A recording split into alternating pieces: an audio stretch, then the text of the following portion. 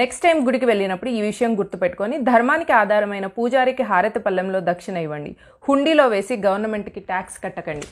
గవర్నమెంట్కి నీ ధర్మాన్ని ఫాలో అవుతున్నందుకు ట్యాక్స్ కడతావా, లేక నీ ధర్మానికి ఆధారమైన బ్రాహ్మణుని పోషించి తద్వారా ధర్మాన్ని కాపాడుతావా?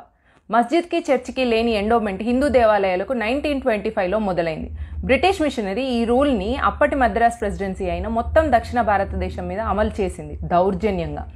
మద్రాస్ ప్రెసిడెన్సీ కింద ఇప్పటి ఒడిశా, కర్ణాటక, తెలంగాణ, ఆంధ్రప్రదేశ్, తమిళనాడు, కేరళలోని ముఖ్య దేవాలయాలన్నీ వస్తాయి. ఇది బ్రిటిష్ మిషనరీ చేసిన కుట్ర, డివైడ్ అండ్ రూల్.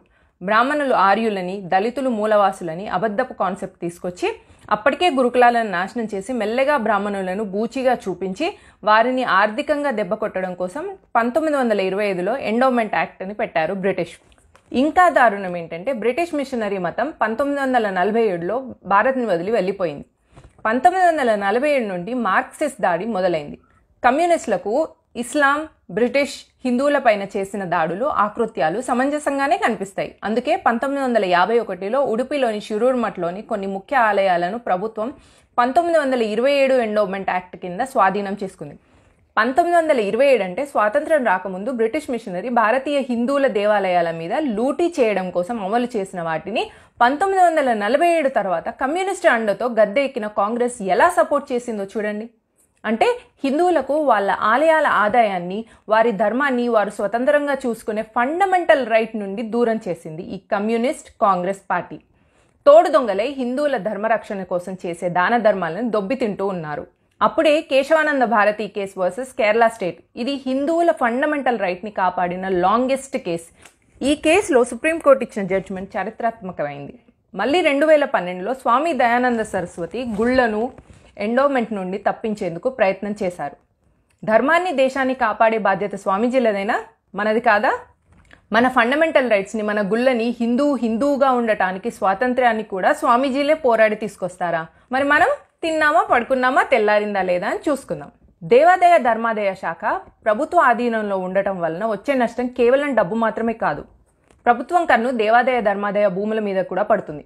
సింహాచలం ట్రస్ట్కి చైర్మన్గా రాచకుటుంబీకురాలని పెట్టిన వెంటనే దేవస్థానం భూములన్నీ గల్లంతయ్యాయి. భక్తులు సమర్పించిన నగలు, కిరీటాలు వివిధ దేవస్థానాల్లో చోరీ అవుతుంటాయి. ఇవన్నీ న్యూస్లో చూపించి హిందువుల పరువు తీస్తుంటారు.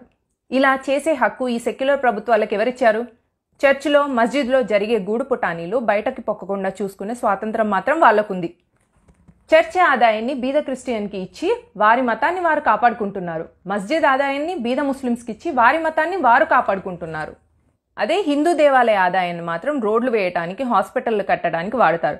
మా గుళ్ళు మాకిచ్చేస్తే మేము పేద హిందువులను కాపాడుకుంటాం కదా. ఓకే, అలా చేస్తే హిందువుని మత మార్పిడి చేయటం కష్టమవుతుంది కదా. అలా మా ఆదాయం మాకిచ్చేస్తే పేద హిందువుల్ని దేవాదాయ కమిటీలు ఆదుకుంటే ఇంకా వాళ్ళు మతం మారటానికి నిరాకరిస్తారనా? సో కన్క్లూజన్ ఏంటో అర్థమైందా సెక్యులర్ హిందూ? అయితే 2014లో హిందువులు సంఘటితం అవ్వటం వలన దేశ రాజకీయాల్లో భారీ మార్పు వచ్చింది. హిందూ దేవాలయాల నుండి ప్రభుత్వం పెత్తనం తప్పించేందుకు 2014లో ఎన్నికైన బీజేపీ ఏం కృషి చేస్తుందో చూడాలి. అయోధ్య రామ మందిరం ఒకటే కాదు, హిందువులకు ఫ్రీడమ్ ఆఫ్ రిలీజన్ ఇవ్వాల్సిన బాధ్యత కూడా మీదే. భారత్ ఒకవేళ సెక్యులర్ దేశం అయితే చర్చ్కి ఇచ్చిన ఫ్రీడమ్, మస్జిద్కి ఇచ్చిన ఫ్రీడమ్ హిందూ దేవాలయాలకు ఇవ్వాలి. భారత్ ఒకవేళ సెక్యులర్ దేశమే అయితే ముస్లిమ్స్కి, క్రిస్టియన్స్కి ఉన్న స్వాతంత్రం హిందువులకు కూడా ఉండాలి. మా గుళ్ళు మాకే ఇచ్చేయండి, మేం వాటిని చూసుకోగలం.